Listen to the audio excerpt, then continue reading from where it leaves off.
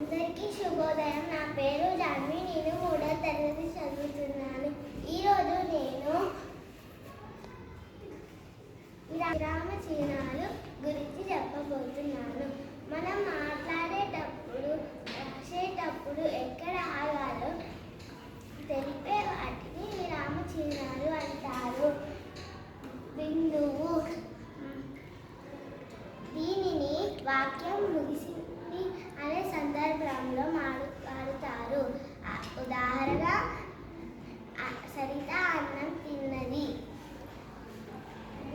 వాక్యాశ బిందువు, వాక్యం ఇంకా పూర్తి కాలేనప్పుడు వాడుతారు. ఉదాహరణ, రాజు లత బయటికి వెళ్ళారు. ప్రశ్నార్థకం,